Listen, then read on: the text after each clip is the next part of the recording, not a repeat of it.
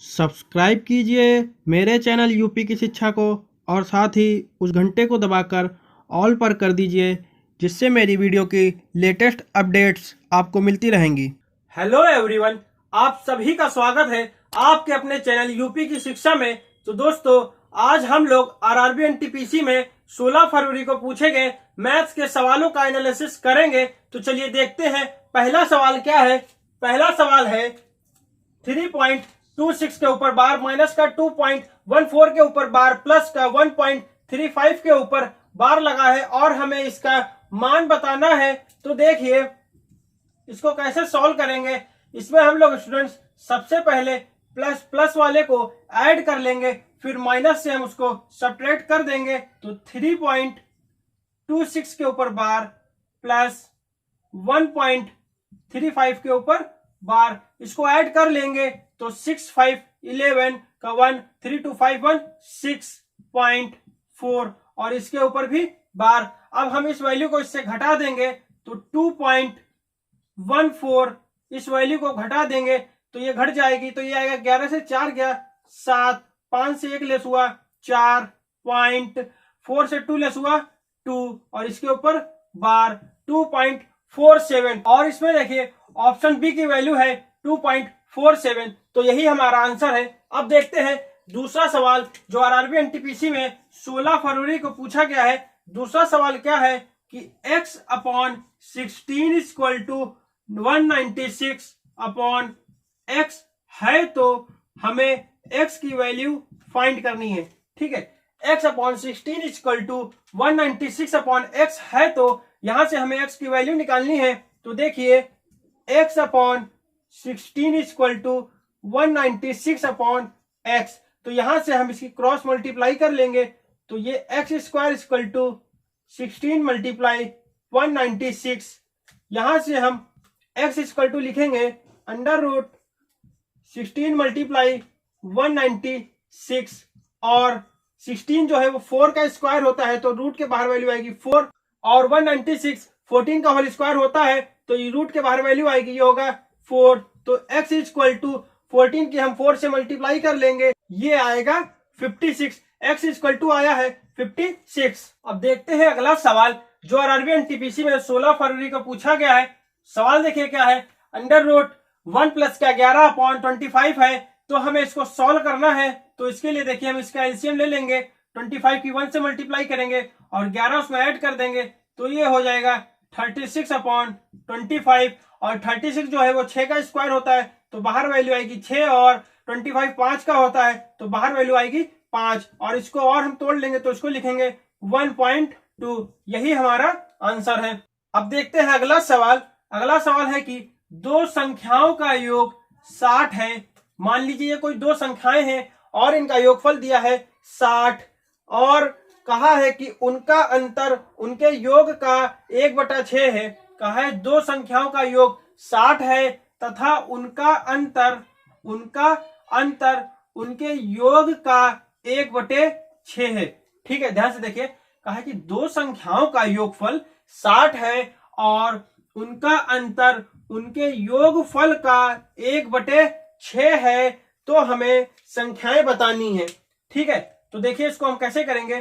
कहा गया है कि जो संख्याओं का अंतर है वो उनके योग का 1/6 है, तो सबसे पहले यहां से हम 1/6 को सॉल्व करेंगे तो 60 मल्टीप्लाई 1/6 इक्वल टू 10।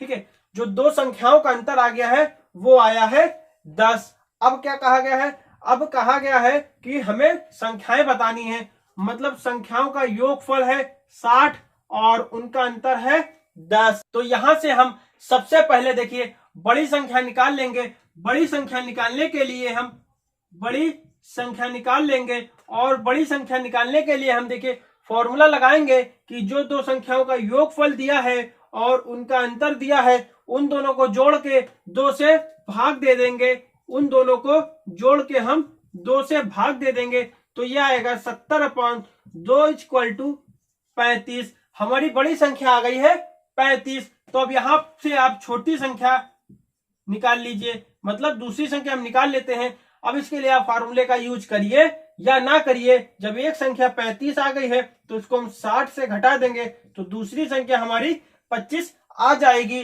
लेकिन हम इसको फॉर्मूले से भी बता देते हैं कि फॉर्मूले से निकालना है तो छोटी संख्या के लिए हम योगफल को उसके अंतर से घटा देंगे और 2 से भाग दे देंगे, तो ये आएगा 50/2 इक्वल टू 25। पहली संख्या हमारी आ गई 35 और दूसरी संख्या हमारी आ गई 25। इसको आप यहां से भी सॉल्व कर सकते हैं, x और y की वैल्यू भी निकाल सकते हैं, लेकिन ये ट्रिक है तो इसका आप यूज चाहिए तो ज्यादा बेहतर रहेगा। अब देखते हैं सवाल नंबर 5। पांचवा सवाल क्या है कि दो संख्याओं का योग 7 और अंतर 3 है, तो हमें संख्याओं का एलसीएम बताना है।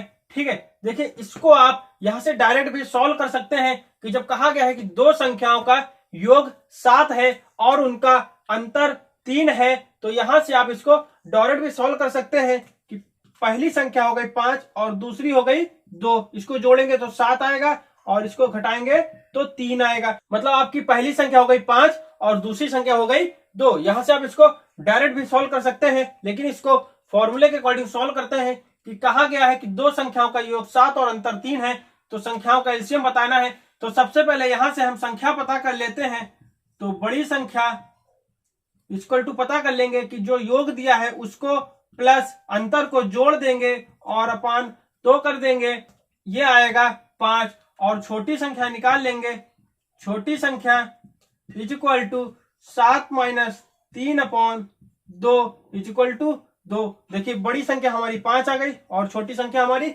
2 आ गई, मतलब हमारी दोनों संख्याएं निकल आई हैं। तो अब कह रहा है कि एलसीएम बताइए उन संख्याओं का, तो एलसीएम इक्वल टू इन संख्याओं की मल्टीप्लाई कर दीजिए और आपका एलसीएम आ जाएगा। एलसीएम आया है 10।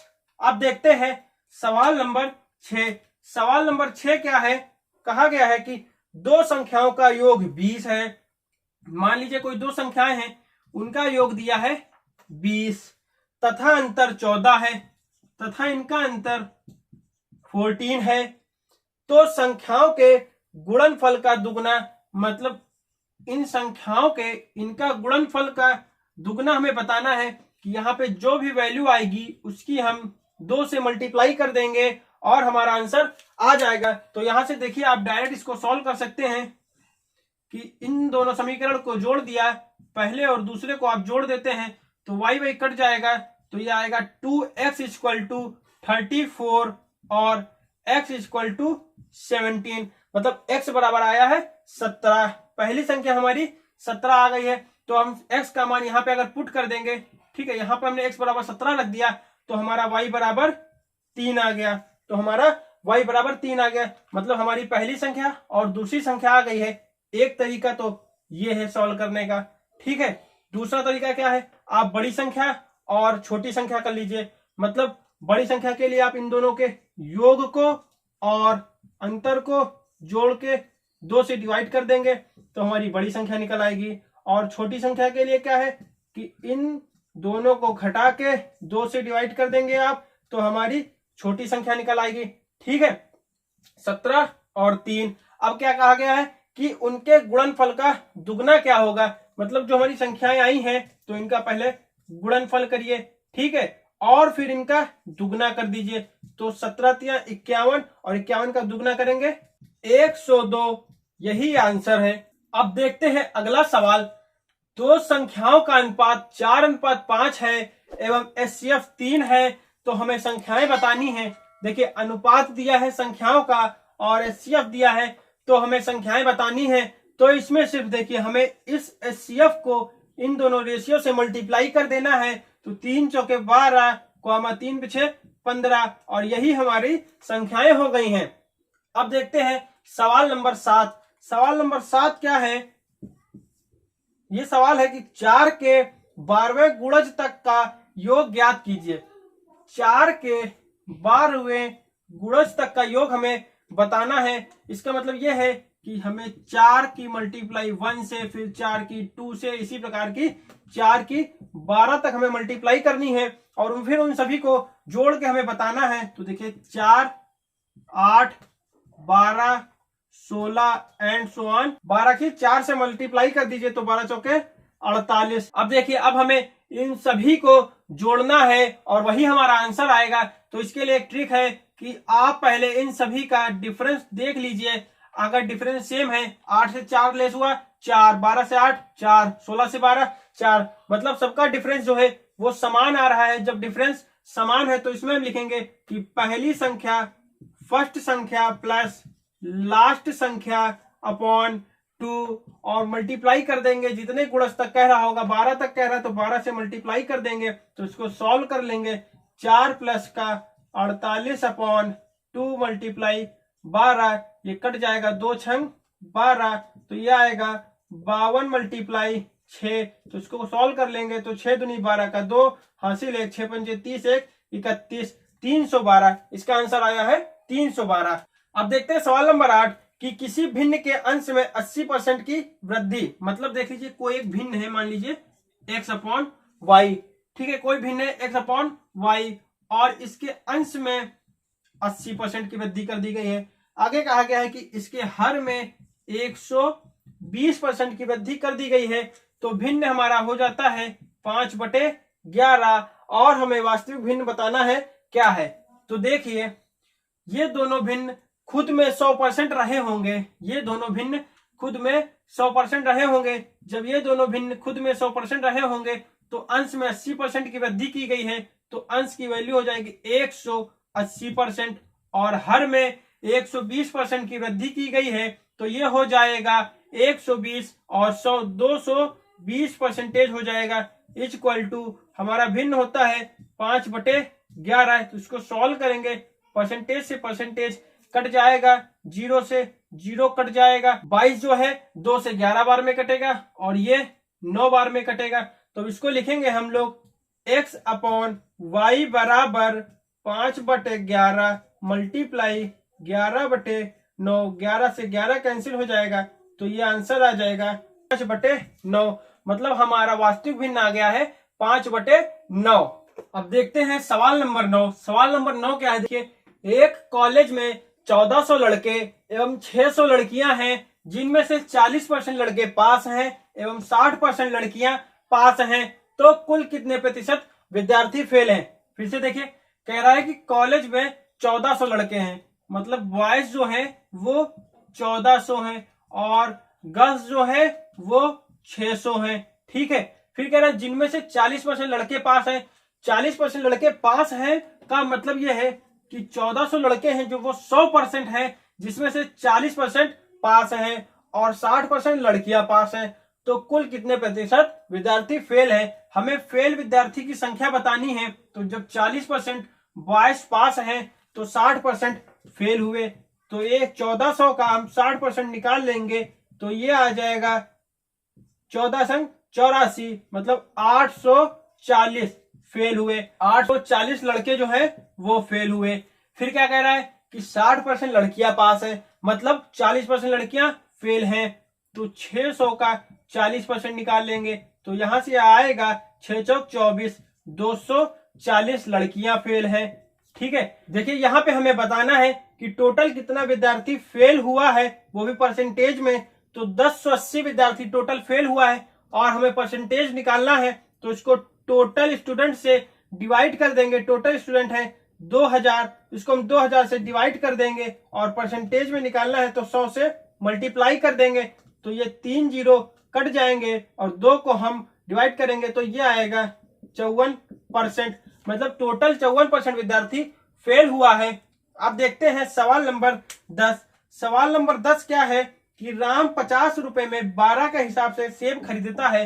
राम 50 रुपए में 12 के हिसाब से सेब खरीदता है, क्रय मूल्य हो गया 12 के हिसाब से खरीदता है और विक्रय मूल्य में 50 रुपए में 8 के हिसाब से सेब जो है वो बेचता है, तो उसे कितने प्रतिशत लाभ हुआ है। तो देखिए यहाँ पर हम लोग प्रतिशत प्रॉफिट निकालेंगे, तो इसके लिए हम इसकी इससे मल्टीप्लाई कर देंगे, इसकी इससे मल्टीप्लाई कर देंगे, तो 50 मल्टीप्लाई 12 माइनस का जिस वैल्यू से घटाएंगे उसी से हम उसको डिवाइड कर देंगे, 50 मल्टीप्लाई 8, परसेंटेज में निकालना है इसलिए 100 से मल्टीप्लाई करेंगे, इसको सॉल्व कर लेंगे, तो ये आएगा 12 पंचे 60, 600 माइनस का 400 अपॉन 400 और मल्टीप्लाई 100, तो 2 जीरो से 2 जीरो कैंसिल, ये आया 200/4। इसको सॉल्व करेंगे तो ये आएगा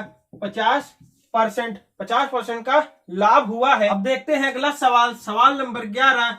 सवाल नंबर 11 है कि एक चतुर्भुज के चारों कोणों का अनुपात 1:2:3:4 है, तो हमें सबसे बड़े कोण का मान बताना है।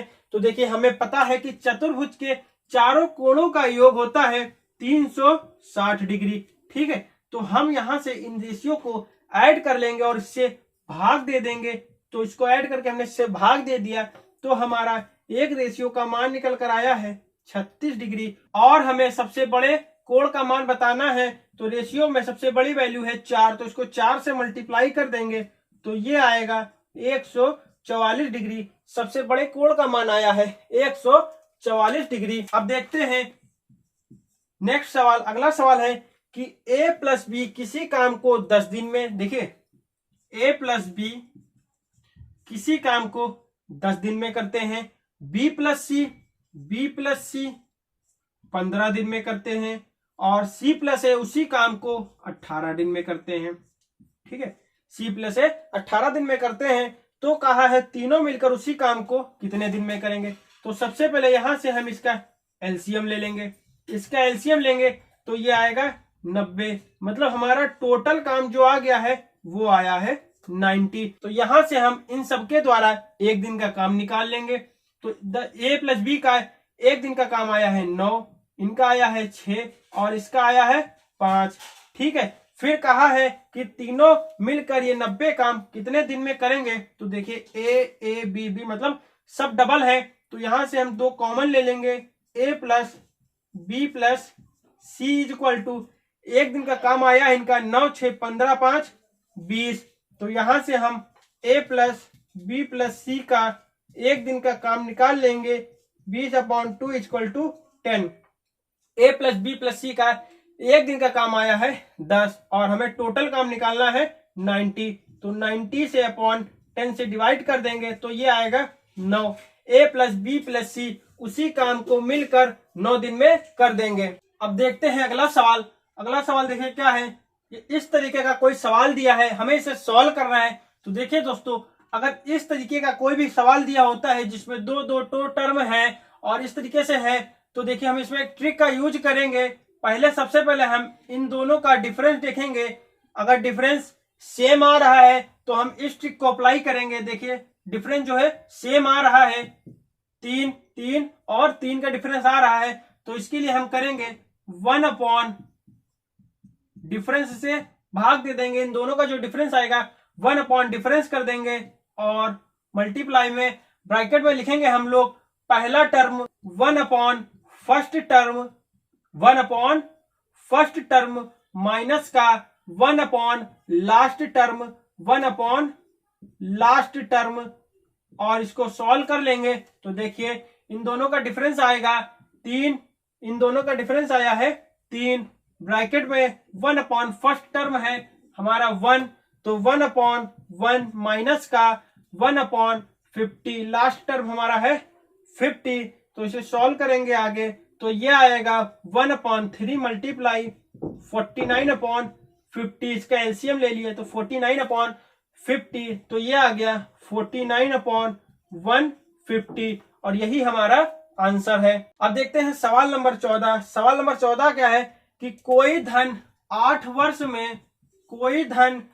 वर्ष में साधारण ब्याज की दर से 3 गुना हो जाता है। ठीक है, कोई धन 8 वर्ष में साधारण ब्याज की दर से 3 गुना हो जाता है। तो मान लीजिए मेरे पास 100 रुपए है। ठीक है, मान लिया मैंने कि मेरे पास 100 रुपए है और मैंने उसे बैंक में जमा कर दिया है, तो 8 वर्ष बाद वह रुपए 3 गुना हो जाएगा। मतलब अभी 100 रुपए है, जब मैंने उसे बैंक में जमा कर दिया है तो वो 8 वर्ष बाद 3 गुना हो जाएगा, मतलब 300 रुपए हो जाएंगे। तो हमें बताना है दर क्या होगी। तो देखिए हमारे पास 100 रुपए था, मैंने उसे बैंक में जमा कर दिया तो 8 वर्ष बाद 3 गुना हो गया है। तो सबसे पहले यहां से देखिए साधारण ब्याज निकाल लेंगे। तो इन दोनों का डिफरेंस आया है, मतलब एसआई आया है 200 रुपए।